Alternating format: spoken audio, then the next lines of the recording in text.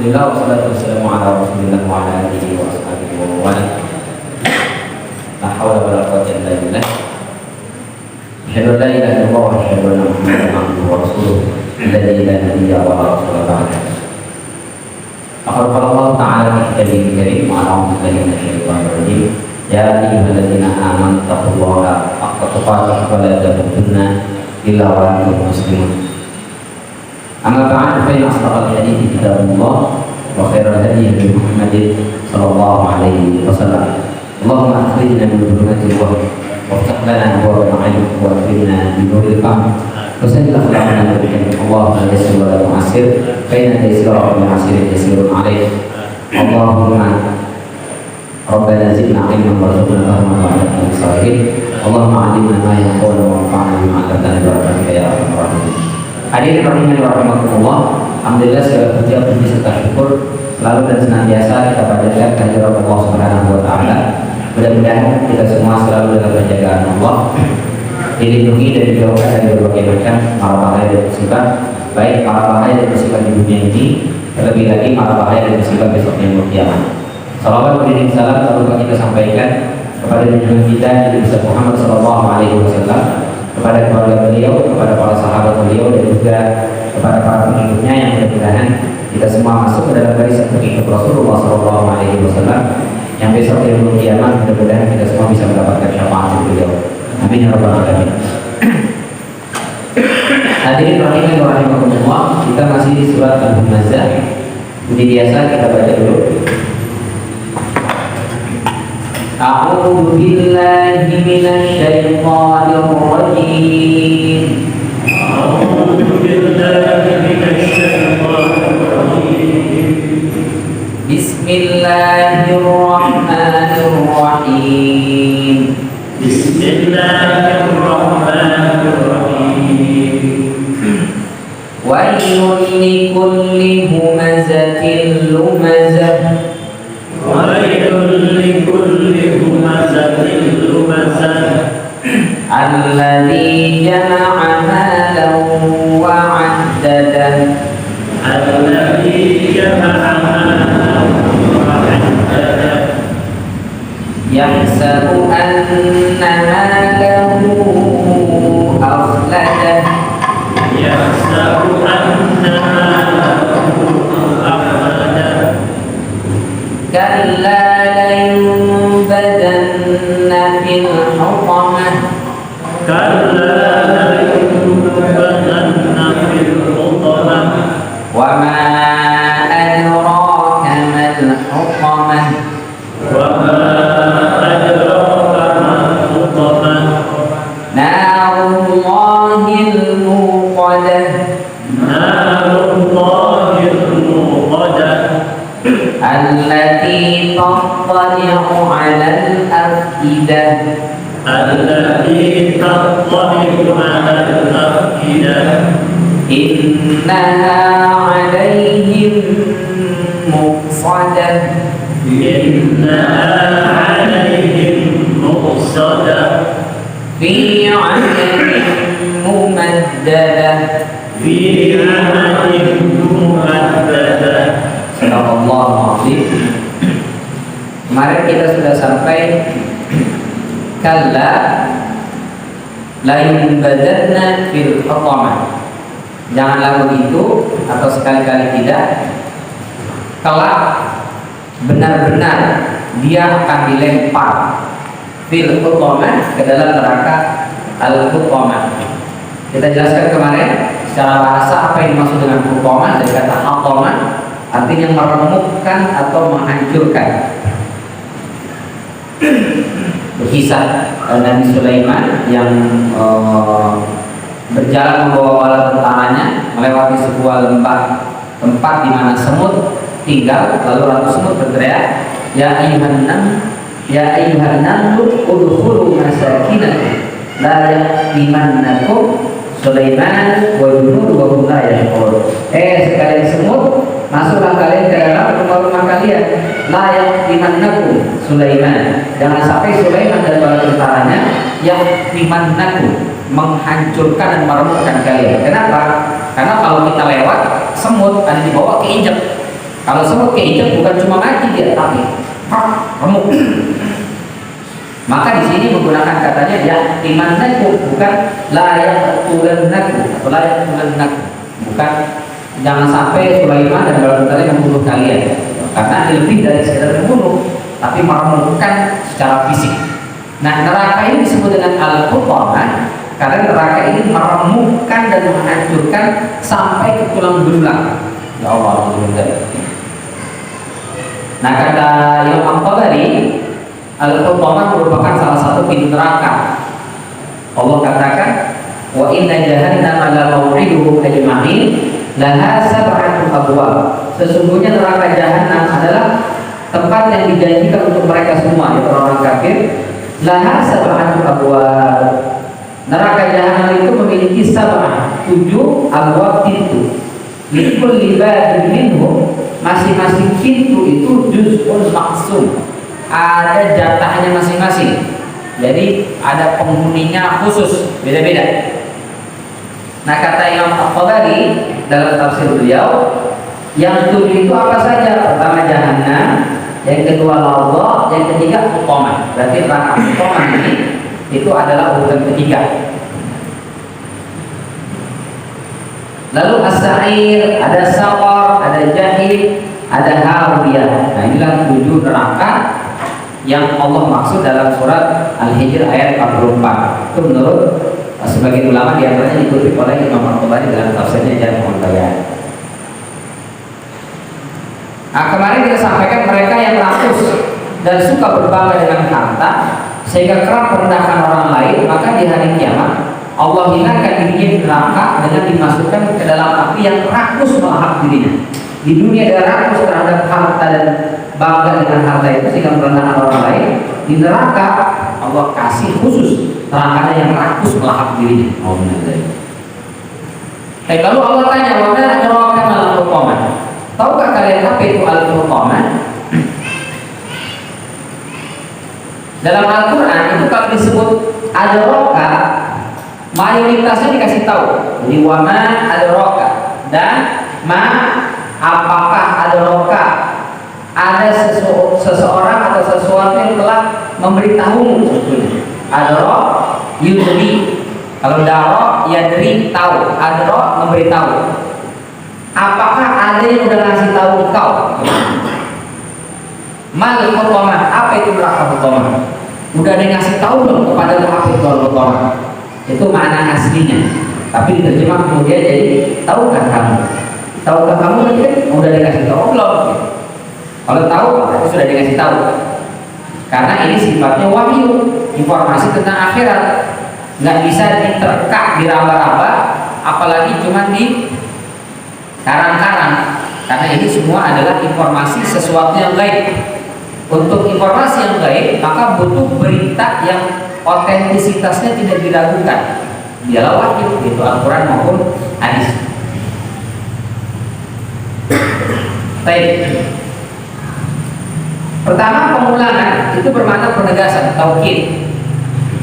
Kalla la yunbadanna fil hutamah. Diulang lagi, wa ma adraka mal hutamah. Jadi gak langsung dijelaskan tapi dikasih pertanyaan. Nah, ini maknanya taukid, penegasan.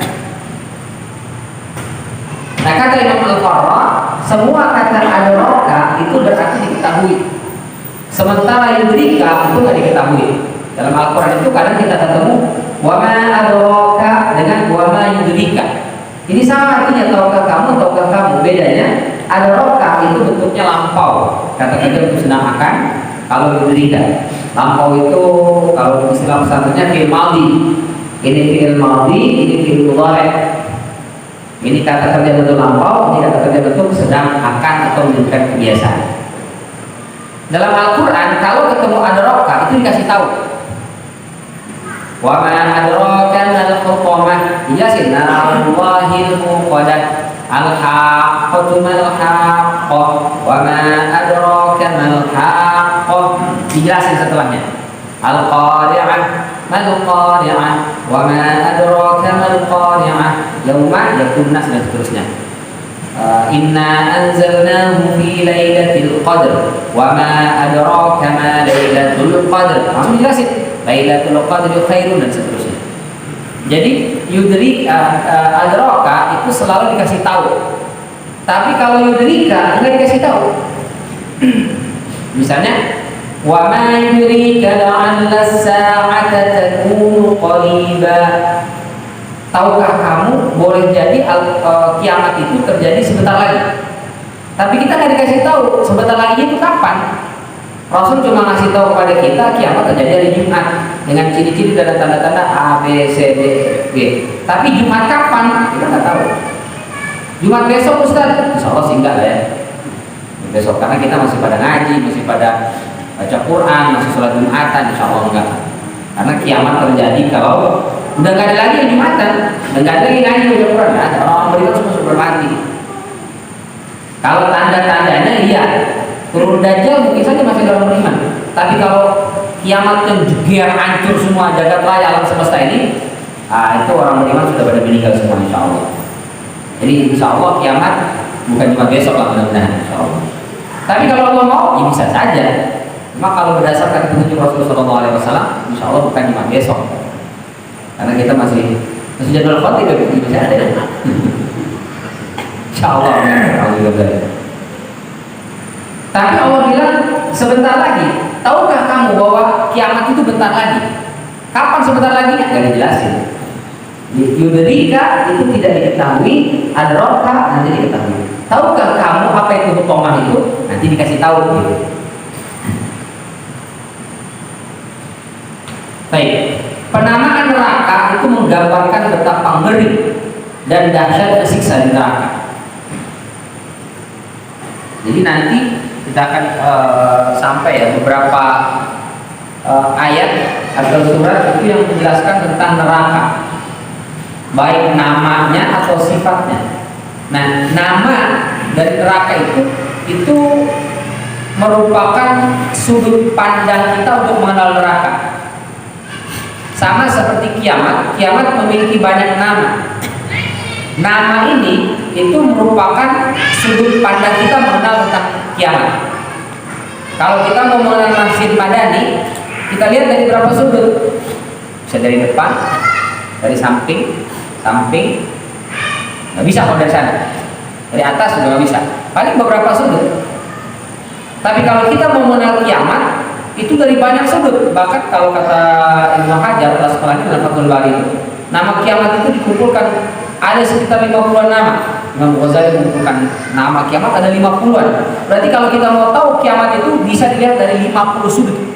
Tergantung mau dilihat dari mana. Dari segi suara Al-Qari'ah, dari segi gonjang-gancing dan guncangan dahsyatnya zalzalah, dari segi penyesalan orang-orang yang mau masuk dan seterusnya. Nah, neraka itu juga, nama neraka, nama itu sudah menggambarkan tentang siksanya. Jadi kalau kita mau kenal neraka, lihat dari namanya saja sudah ngeri. Ini namanya Al-Hutamah tadi, yang meremukkan dan menghancurkan. Berarti nyemplung ke situ, siap-siap remuk sampai ke tulang-tulangnya dan nggak mati. Kalau remuk mati kelar urusan. Ini nggak mati, nggak usah semua tubuh kita remuk. Ada satu jari saja itu remuk, kelingking misalnya, kena kegiling benda sampai hancur remuk ke tulang-tulangnya, sakitnya luar biasa. Pernah ngerasain Ustaz? Enggak sih, cuma gambarannya ya sakit begitu. Alhamdulillah jangan sampai kita merasakan. Nah di neraka Hutamah ini itu semuanya habis diremukkan, betul-betul remuk hancur. Ya Allah. Alhamdulillah. Jadi penamaan neraka menggambarkan betapa ngeri dan dahsyatnya siksa neraka. Itu baru segi nama doang, belum hakikatnya di sana. Nah Allah jelaskan neraka Hutamah itu apa? Narullahi al-muqadah, yaitu nerakanya Allah. Al-muqadah yang dinyalakan. Jadi api itu dihidupkan atau dinyalakan, kata kerjanya waqadah. Waqud yang menyala-nyala. Waqud bahan bakarnya. Muqadah yang dinyalakan.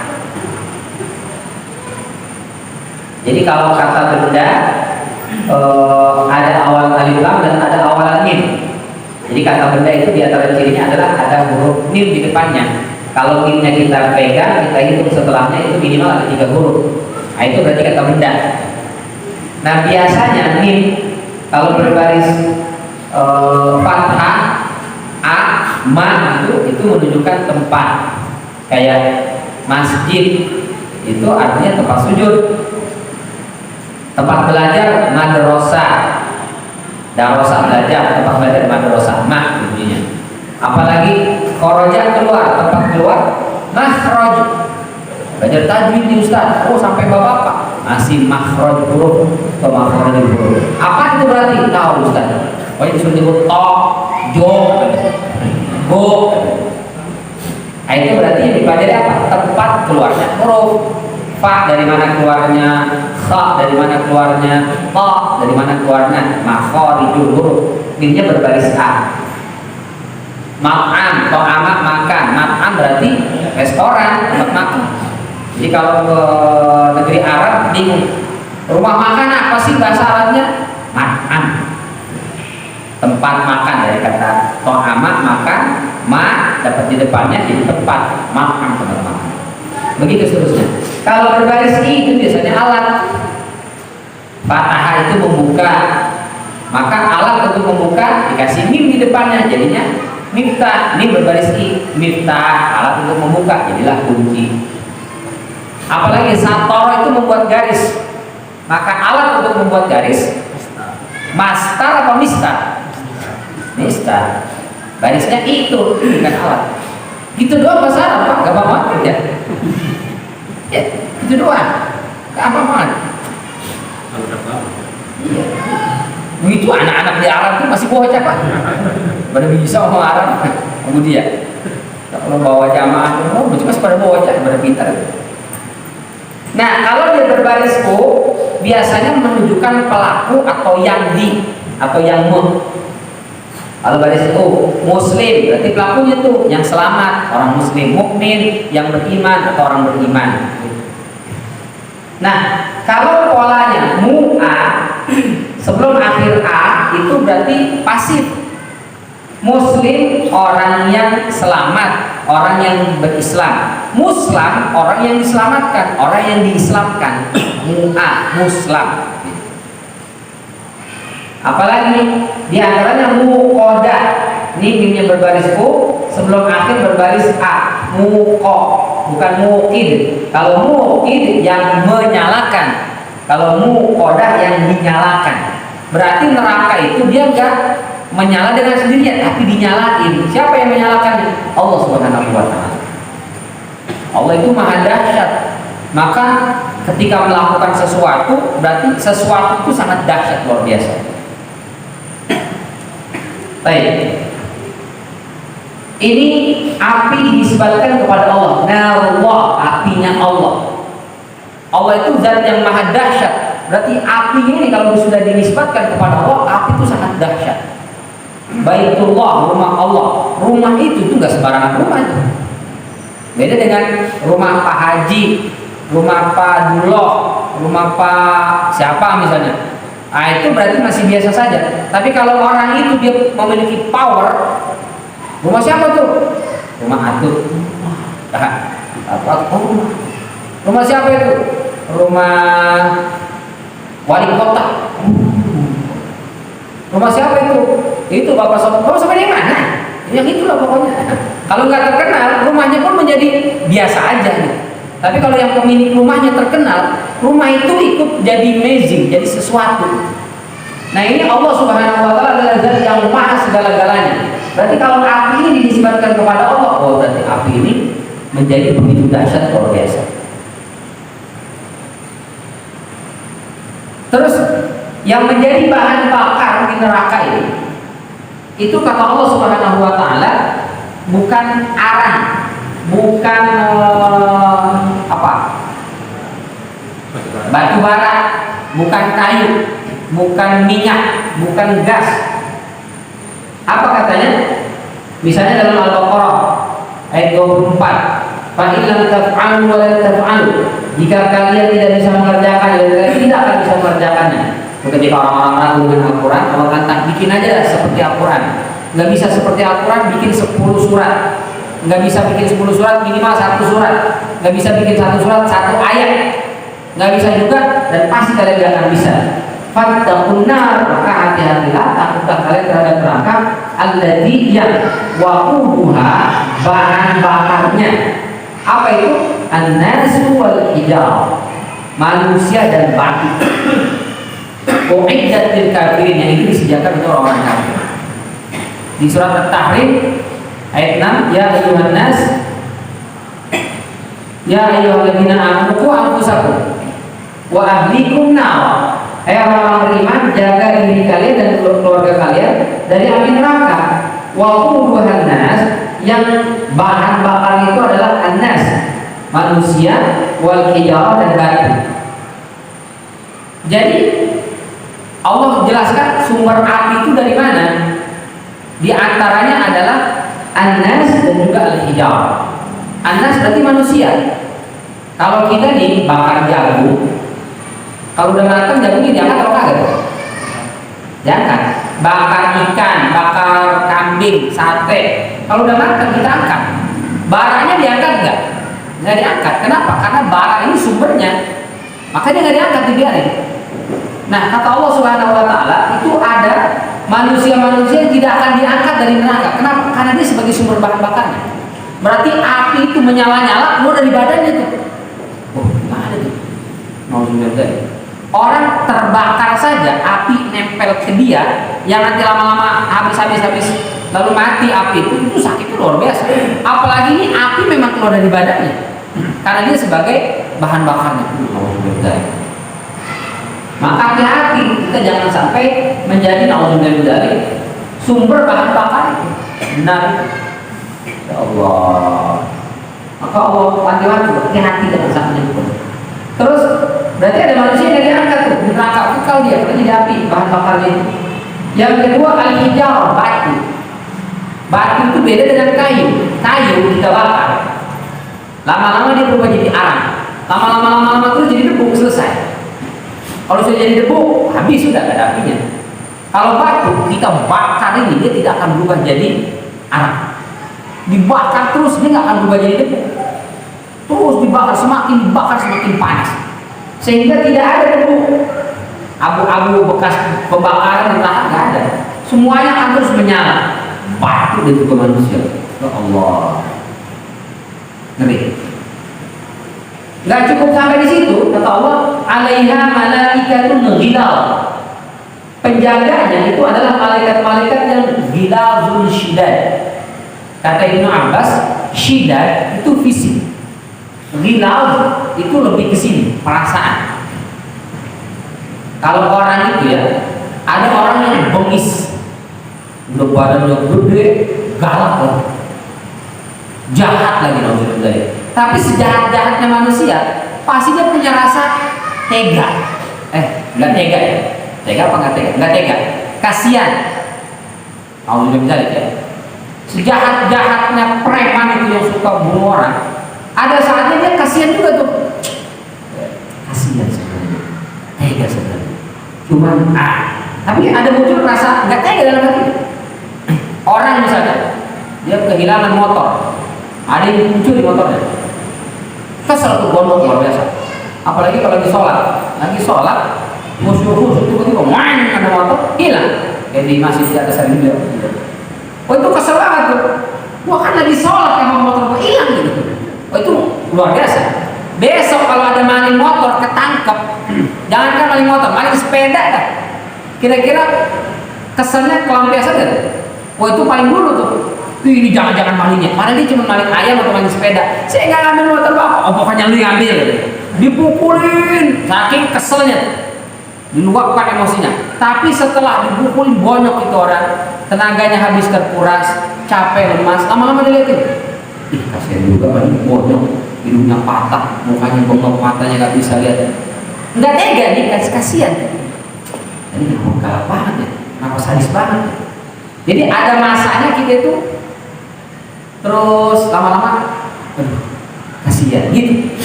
Sebengis-bengisnya orang ada itu, pasti ada itu. Nah kata Allah Subhanahu wa Ta'ala, besok malaikat jangan harap ada malaikat yang begitu. Nah, masa sih Ustaz tiap hari disiksa kita jerit-jerit? Masa sih malaikat nggak muncul ibadah? Nggak ada tuh kesian-kesiannya malaikat. Katanya malaikat makhluk yang agung yang mulia. Masa tega dia nyiksa kita tiap hari? Pasti tuh ada saatnya dia nggak tega Ustaz. Kata Allah nggak ada. Itu sudah ghilazun, artinya adimur rahmah, nggak punya rasa kasihan. Nggak ada kasihan, nggak ada tega-tega itu. Dia hantam, dia hancurkan, keluar ususnya, habis isi perutnya, berantakan itu, menjerit, melolong, menangis, keluar air mata darah, nggak ada muncul rasa kasihan. Alhamdulillah. Maka jangan pikir bisa nyolong ke malaikat, bisa. Kalau di penjara mungkin di Guantanamo saja ada di penjaga-penjaga yang bengis, tapi ada saja mungkin nggak kasihan juga, mungkin ya. Tapi kalau di neraka kata Allah nggak akan ada ditemukan malaikat zabaniyah itu yang nggak tegaan. Ada kalau nggak? Iya, udah bikin satu. Ntar ya kalau bisa lagi nggak ada itu. Sampai mereka minta khafif yauman, ringankan sehari saja siksaan ini. Nggak bisa, nggak ada sehari. Allah dalam surat apa itu? Surat Ghafir. Penghuni neraka itu minta diringankan sehari saja. Ya Allah.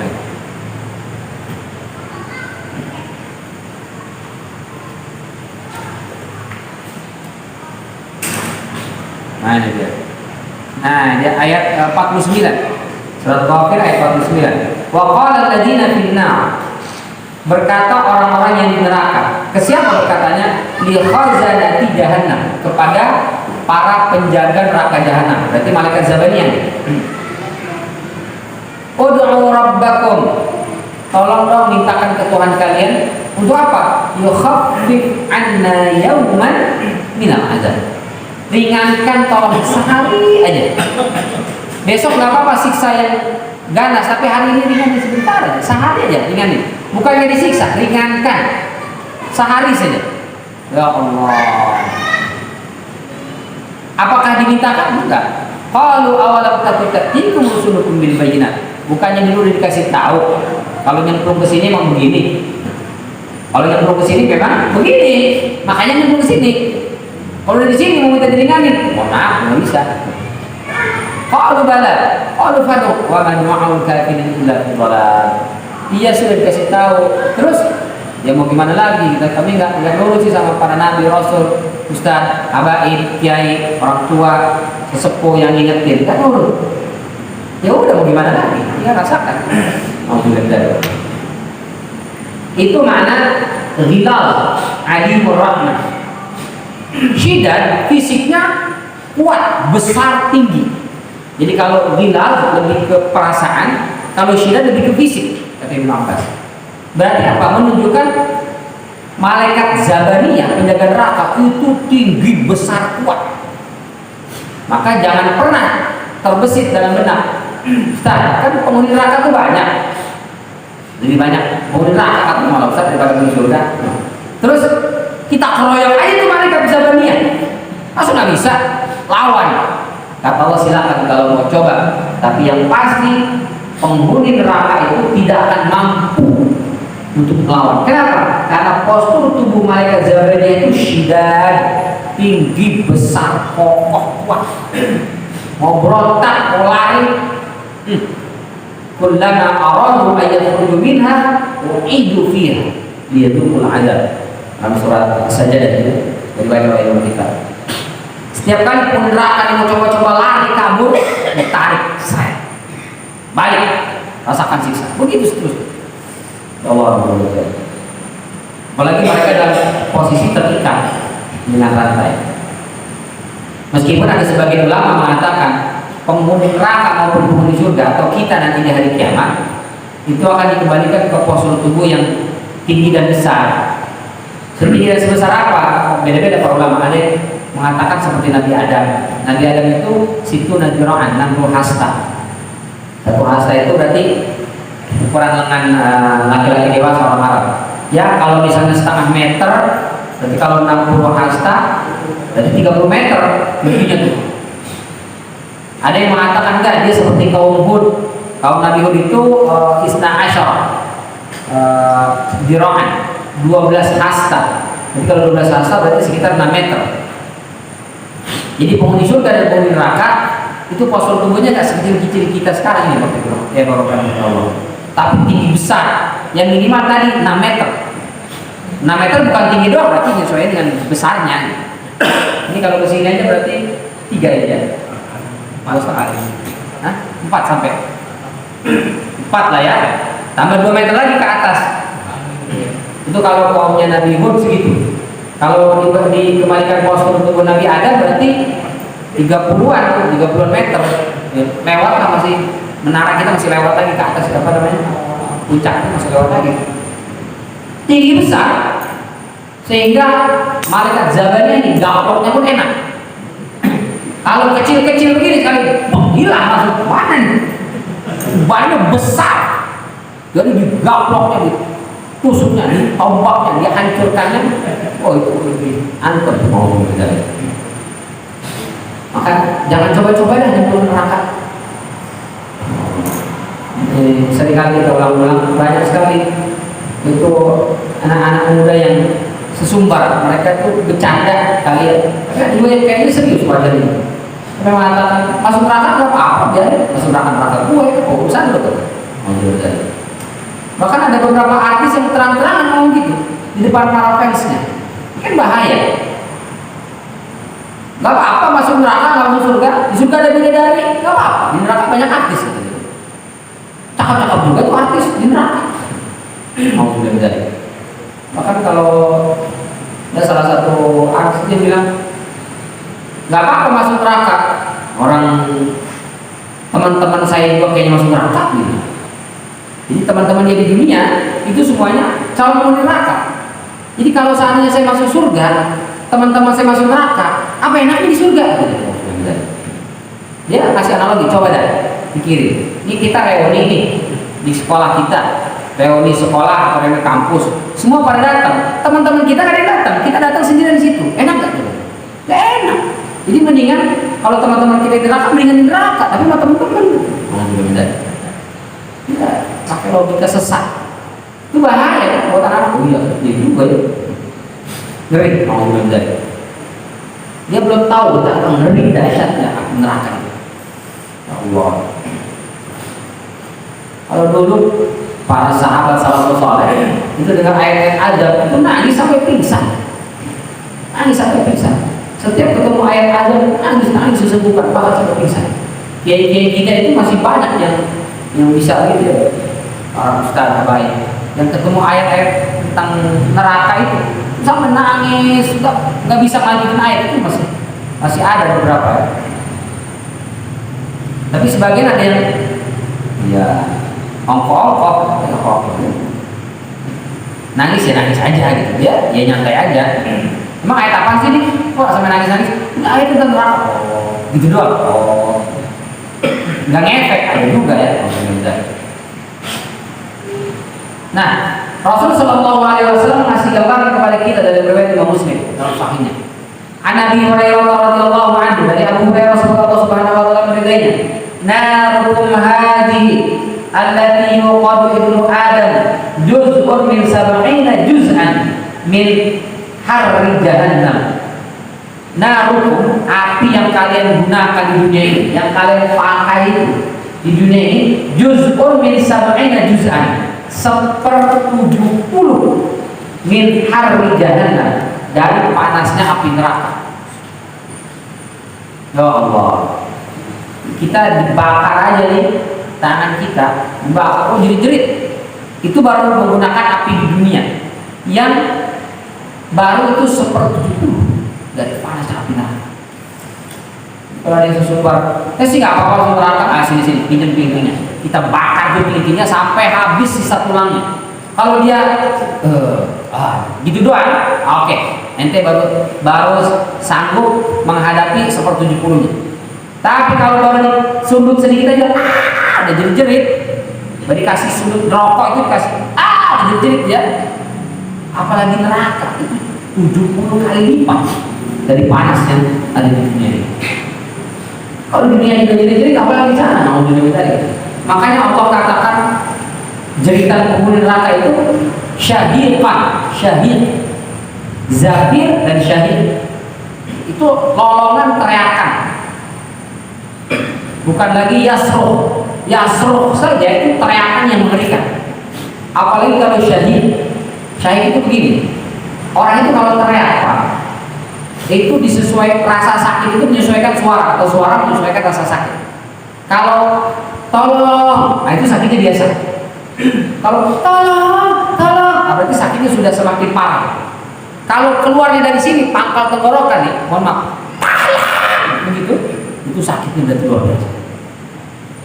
Kalau sudah jeritnya dari sini, keluar dari sini tuh, sampai habis suaranya, wah itu berarti sakit atau kejadian yang dialami begitu dahsyat mengerikan. Itu di dunia tuh. Itulah yang disebut syahid. Jadi teriakan penghuni neraka itu keluarnya bukan lagi panas, bukan begitu Pak. Panas, begitu setiap hari itu. Kita dengarnya aja di dunia nih, kalau ada orang jerit begitu Pak, merinding kita itu.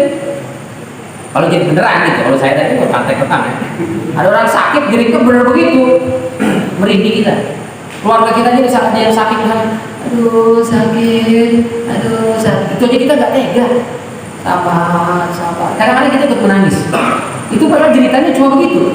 Apalagi kalau jeritanya dari pangkal tenggorokan ini.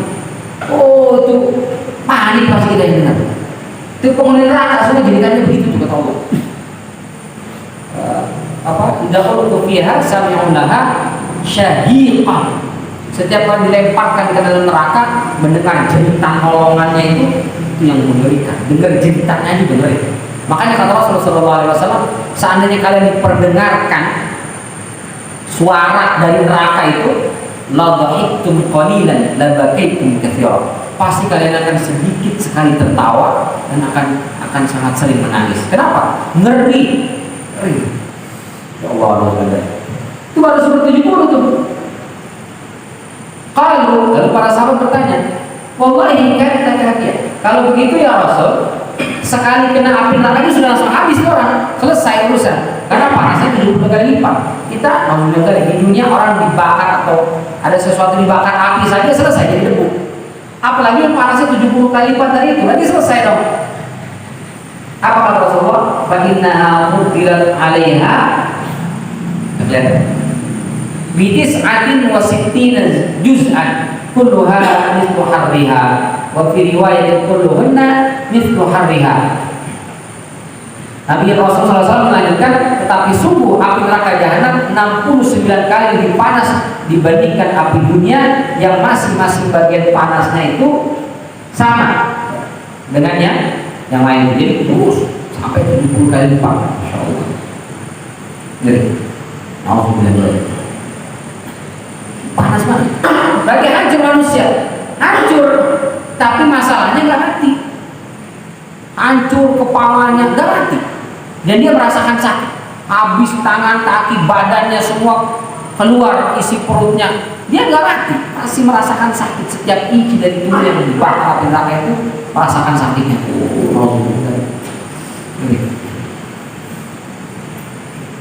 Dalam riwayat Imam Tirmidzi, meskipun ini didhaifkan oleh Syekh Albani, tapi informasi ini mungkin bisa menjadi tambahan pengetahuan buat kita.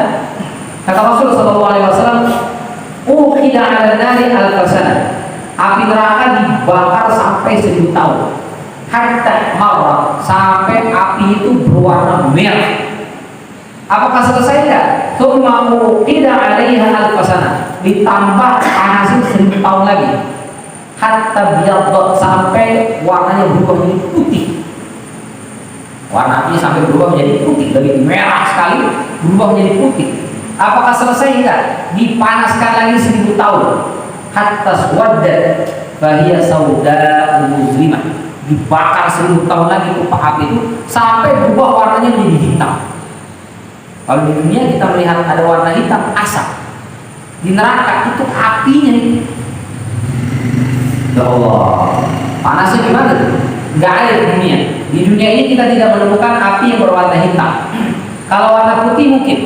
Kalau pesawat jet itu atau pesawat luar angkasa itu, dia kan mengeluarkan api itu.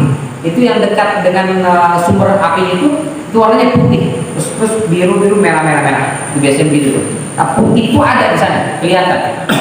Atau yang untuk menghancurkan tembaga, itu api kelihatan tuh warna putih. Itu baru putih, itu panasnya luar biasa. Nah, kalau sudah sampai hitam, itu ngeri. Jadi api neraka hitam luar biasa. Maka penduduk neraka gelap. Tapi kalau berarti yang hitam-hitam penduduk neraka enggak. Di sana yang gelap maksudnya. Kalau kita hitam di dunia ini tapi gemar berwudu, rajin beribadah kepada Allah Subhanahu wa taala, maka besok ya talala min wajhihi nur. Terpancar, bersinar dari wajahnya cahaya.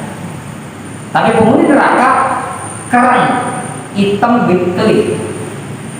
Kenapa? Karena apinya hitam. Kalau di dunia sekarang orang terbakar merah, karena apinya merah. Di neraka apinya hitam, orangnya hitam.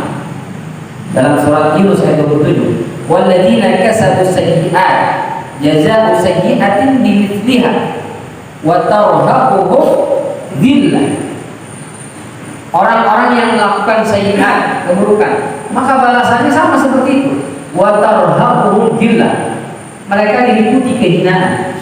Ma lahum minallahi min 'asim. Mereka tidak memiliki yang 'asim, pelindung, pemelihara dan penjaga selain Allah Subhanahu wa taala. Ka'annama ughsyat wujuhuhum qita'an minal laili muzliman. Seolah-olah wajah itu seperti terkena gelapnya malam yang sangat pekat. Orang kalau jalan di tempat gelap, meskipun dia putih, apakah akan kelihatan putih? Tidak, hitam. Jadi orang-orang neraka itu kayak orang ada di tempat yang sangat gelap. Jadi gelap semuanya, badannya itu gelap semuanya. Ya Allah. Kawan-kawan yang mohon maaf dari Afrika itu, mereka tuh Allah kasih memang kulitnya hitam orang kulitnya, tapi eksotisnya dari situ. Semakin hitam katanya itu semakin eksotis. Jadi cowok-cowok yang hitamnya itu betul-betul hitam semuanya full, itu yang dicari sama perempuan-perempuan sana. Bahkan wanita-wanita Eropa katanya mencari eksotis. Menurut mereka, ya itulah Allah berikan kelebihannya. Itu saking hitamnya. Mohon maaf sekali, kalau misalnya kami berangkat dari kampus ke masjid, dari tempat tidur ke masjid itu agak jauh itu, mungkin hampir 1 kilo kali ya, dari tempat tidur kita asrama ke masjid. Itu ada beberapa tempat yang ada lampu gelap. Itu kadang-kadang nggak lihat kita orang, betul-betul nggak lihat. Kita aja Pak yang orang sawo matang kulitnya kadang-kadang gelap suka nggak kelihatan. Apalagi ini memang yang siang aja hitam, malam tambah gelap. Kelihatan, Masya Allah. Tapi kalau senyum baru kelihatan. Giginya putih-putih. Orang-orang Afrika itu Masya Allah berikan kelebihan. Mereka tuh punya gigi putih-putih bersih dan suara yang Masya Allah bagus-bagus. Makanya pantas Bilal bin Rabah itu Allah pilih sebagai muadzin karena suaranya bagus sekali. Ada juga yang suaranya cempreng enak, nggak ada gitu. Tapi secara umum mereka tuh giginya putih dan suaranya bagus-bagus. Di dunia ini kalau di malam hari gelap orang itu nggak kelihatan. Nah di neraka itu kata Allah ka'annama ughsyat wujuhuhum qita'an minal lail. Seolah-olah wajah itu kayak terkena gelapnya malam. Artinya apa? Gelap, betul-betul gelap di mukanya. Hitam semuanya. Ulaika ashabun nar. Itulah penghuni neraka. Atau dalam surat An-Nur ayat 40, au kadulumanin fi bahri lujji yaghshahu mawjun min fawqihi mawjun min fawqihi sahab zulumatun ba'du wa fawqa ba'd. Dijelaskan, gelapnya itu seperti malam hari di tengah lautan ada ombak ditutupi oleh mendung. Jadi udah mendung, gelap, ombak, itu gelapnya gimana gitu. Malam saja nih nggak ada mendung itu udah gelap. Apalagi malamnya di tengah lautan ditutup oleh ombak, ditutup oleh mendung, tambah gelap lagi. Itu kegelapan yang bertumpuk-tumpuk, zulumatun ba'duha fawqa ba'd. Kegelapan bisa kena, bisa tahu. Jadi kalau Allah izinkan kepada kita untuk bisa memberikan syafaat, silakan cek lihat di neraka. Allah ini si fulan, ini teman saya, ini saudara saya, ini keluarga saya. Izinkan ya Allah selamatkan dia. Nah itu kalau Allah mengizinkan bisa diselamatkan. Dari mana kita tahu? Allah berikan tanda simah itu ada di wajah mereka. Jadi meskipun gosong dan gesek bisa kenal. Termasuk orang-orang yang jahat. Kalau saya pengen tahu, si fulan jahat banget waktu di dunia. Saya pengen tahu di nyemplungnya di mana dia. Itu dikasih dia Pak. Oh di sana. Kita bisa lihat tuh. Dan bahkan diizinkan untuk mentertawakan mereka. Bro, gimana neraka? Enak gak? Udah tahu nih Pak, nggak nanya-nanya. Itu boleh Pak, nggak masalah. Ngeledekin boleh. Mereka dulu menghina kita, membuli kita, meledek kita yang rajin sholat beribadah kepada Allah. Di neraka dikasih kesempatan. Itu dalam surat Al-Baqarah ini. Faliyawmal ladzina amanu minal kufari yadhakun. Kalau di dunia kita orang beriman sering ditertawakan orang-orang kafir, maka hari ini kata Allah orang-orang beriman mentertawakan orang-orang kafir di neraka. Boleh. Sambil selonjoran duduk-duduk kita minum madu, dilayani bidadari cantik. Mana sekarang neraka? Nih ada bidadari di situ. Boleh. Insyaallah.